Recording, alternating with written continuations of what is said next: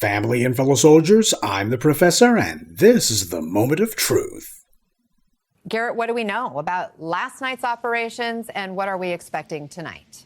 They say they made 43 arrests, recovered 7 illegal guns. I wish I could put those numbers in better context, but the MPD doesn't typically break out their daily arrests, so it's hard to compare that to what we see on a normal night. Now, the presence of National Guardsmen is going to significantly ramp up over the next couple of days, where you're going to expect to see 100 to 200 members of the Guard fanned out across mostly kind of the federal, if you will, the touristy part of downtown D.C.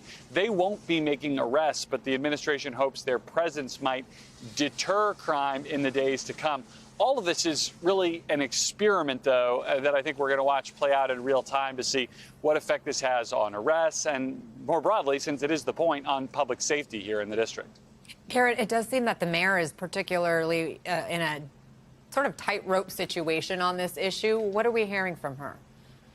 Yeah, the mayor gets squeezed a little bit here. Legally, she has few, if any, options to push back against the federalization of her police force or the deployment of National Guard troops on her city streets. We are not a state. We're not part of any state in the District of Columbia, so she does not have the same authority to push back that other local officials might. She's trying to make the best case for this, essentially saying that the district will welcome the additional police resources while they are available to them, while also pushing back and telling district residents that she understands their frustrations at the way that 700,000 people who live in D.C. don't really get a say in how this is being handled. She is in a politically difficult position, though, as she's also trying to make sure that a big stadium deal goes through to get the NFL team back into the District of Columbia, something that the president could probably make much more difficult if he so chose. So the mayor trying to walk a real tightrope here politically and for her voters, the district residents, over these next 30 days. And if you have a coordinated effort with appropriate targeting, you can make a difference. But it takes more than 30 days, which is all that he has in terms of federalizing the police force.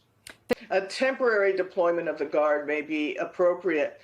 The question here is the basis that the president is using to deploy the Guard, because his press conference contains so many misstatements that it's not really built on the factual foundation a real governor would require before going to, as Governor Moore said, going to the expense of deploying Guard. And remember, Guard members are not permanent employees. They have other jobs and other responsibilities, so you can't keep them on duty perpetually. You're right. In a strange kind of way, there's almost a bit of relief that goes along with this latest development, not because I think it's good, but because for a while there, I was wondering what the Orange Man was going to do to stop people from talking about him and the Epstein files. Because the political fallout from that just kept coming. Well, now it looks like we know what his plan for handling that is. Crime in Washington, D.C., in fact nationwide, is at historic lows. The problem for Donald Trump is that interest in the Epstein files is at historic highs.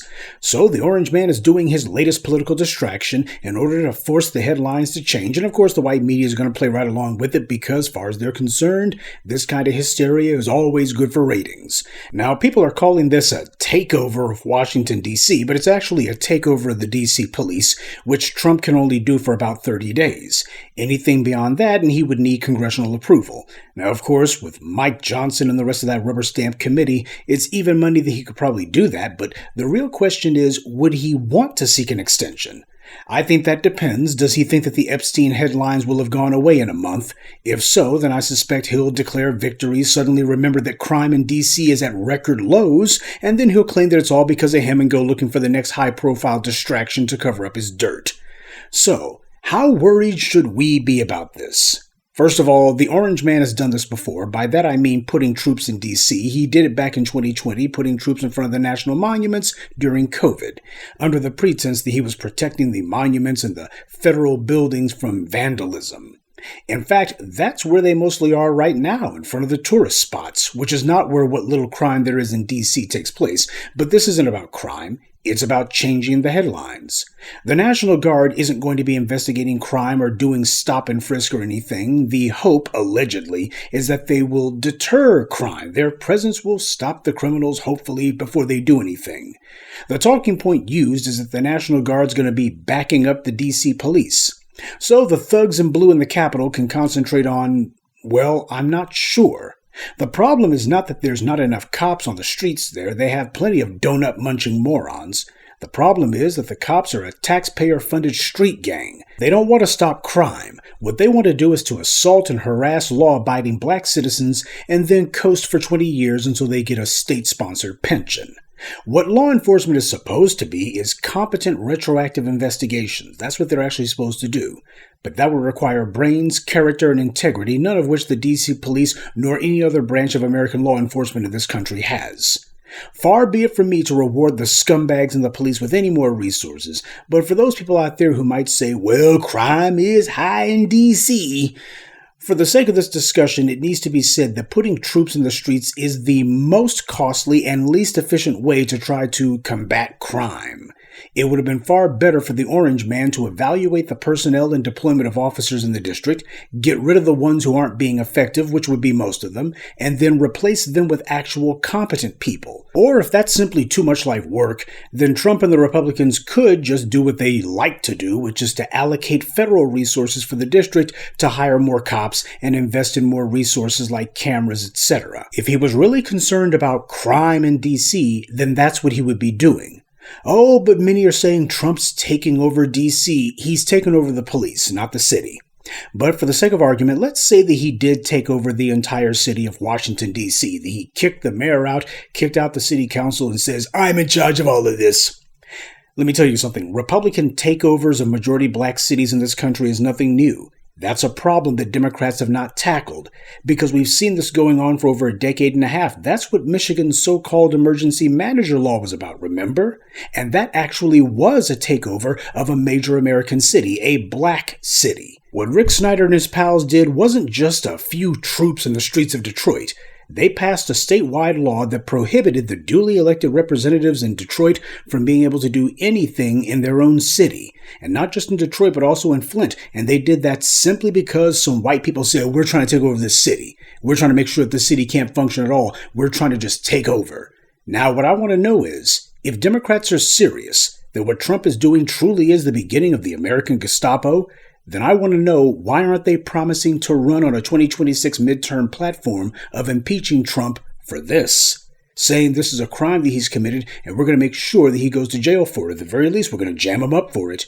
Because if they do, then it would be the very first time that Democrats have ever bothered to run on a platform of making a Republican pay consequences for violating the sovereignty of a black city. For years and years now, across successive Democratic administrations, you have had these people in the Democratic Party sit on their hands while one Republican state legislature after the next has passed illegal and unconstitutional laws specifically targeting black cities to be taken over by these white racists.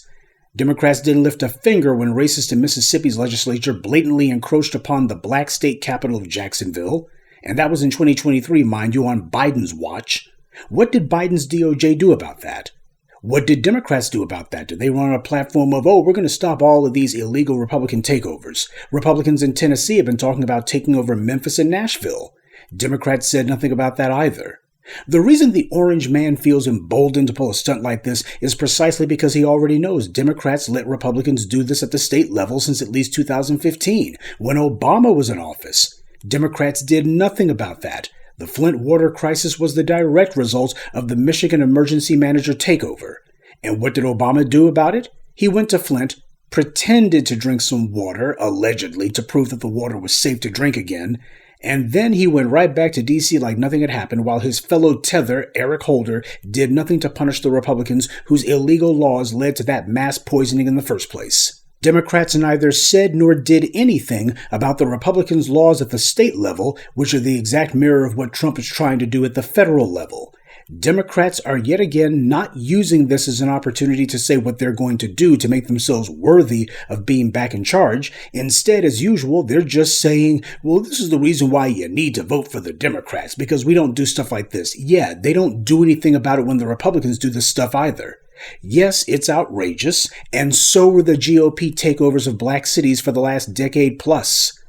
The GOP's asinine antics are the second biggest problem. The real problem is that the Democrats aren't doing anything about it and never have, and that's deliberate.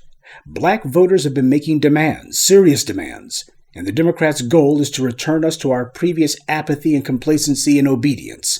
And that means they have to have something huge, big enough that hopefully we'll be so scared or we'll be feeling as if something needs to be done that we'll vote for nothing and drop our demands. That's what the real goal here is. Because you don't see Democrats saying, man, Republicans are out of control. You know what? Whatever you Negroes want, that's what we'll do. Anything you guys want, as long as you vote for us, make whatever demands you want. They're like, no demands. No demands whatsoever. You just do what we say. That's where the GOP comes in. As far as the Democrats are concerned, the GOP are very, very valuable, politically speaking, because they believe that they can leverage all of the GOP's performative extremism in order to get black people to vote, and most importantly, vote for nothing. This is about black people going back to being completely and thoroughly ignored. And then when the Democrats get in power, just like they have in the past, they're not going to do anything to roll back any of this Republican legislation. They're not going to do anything to make the Republicans pay any consequences for it. It'll just be, we're in charge, and, well, that's that. You see, the Democrats went to the mat for everyone else simply because they asked. Whether it was the Asian hate crime law, the federal gay marriage law, DACA, abortion at the state level, when it comes to every other constituency out there, Democrats want them to see that they're doing things for them. For black people, however, they just want us to see that, well, they're going to claim that they won't be doing the kind of stuff that the Republicans do. But not one of them has promised to roll back or retaliate against the Republicans for these policies. If these GOP state legislatures are taking over blue cities, then the Democratic legislatures are supposed to respond by taking over red cities in their states, tit for tat. And were it any other constituency that this was happening to, that's exactly what they would be doing. So if you want to be angry at the orange man for this stunt, that's fine. But don't tell me that the answer is to vote for the Democrats. Because black folks didn't vote the right way in 2024, that's why this is happening? Well, what the hell was going on in 2015? Republicans have been doing this for over a decade. They were doing it on Biden's watch, on Obama's watch, and Democrats did nothing about it at the state or federal level. So this is not just a matter of Democratic presidents. This is a matter of Democratic governors and Democratic-controlled state legislatures. Look what's happened in Michigan. Have you seen the now Democrat-controlled state legislature in Michigan retaliate against the Republicans for what they did? Make them pay a price? No, they have done absolutely nothing. But they did make sure they were going to stick up for abortion. Now that they were concerned about. So regardless of how this shakes out, whether the orange man decides that in 30 days the headlines have changed sufficiently that he feels confident that there won't be too many high-profile questions about Epstein, or if he decides that, you know what, the questions are still there and he needs to do something else, hopefully outrageous enough to make people be distracted, regardless of how this shakes out, the question happens to be if the Democrats are saying black people need to vote for them because of all this going on, the only relevant question is, what are the Democrats going to do about this? Not merely to make it clear that they're not going to let this go any farther, but also to finally start punishing Republicans whenever they do things that are specifically aimed and targeted at black people. When are the Democrats going to do anything about that? And if the Democrats' answer to that is, well, just vote for us, then they've already given you that answer. Nothing. Though I think it's safe to say that if Trump and company decide that they're going to be moving on to try to call themselves throwing their weight around in white areas, suddenly those same Democrats who haven't had anything to say and haven't had anything to do, all of a sudden they'll be saying, we need some state attorney generals to bring some charges. All of a sudden they're going to be wanting to mobilize. And if black people decide that the standard is going to be, well, we're going to vote for a party who only moves and opens their mouths and lifts a finger as long as non-black people are affected, if your goal is, well, that's the reason why we got to vote for them so we can go ahead and protect all these other folks, if that's your idea of proper and intelligent political action, then you don't know what proper or intelligence is. Good day, and be one. I'd like to take a moment to mention some of our contributors. David Williams, Rebellious Zoe, Jerlene Harris, Cheryl Tate, and Atu Hammond. Salute to them and thank you to everyone for listening, liking, and sharing this message. Black empowerment only exists because of you.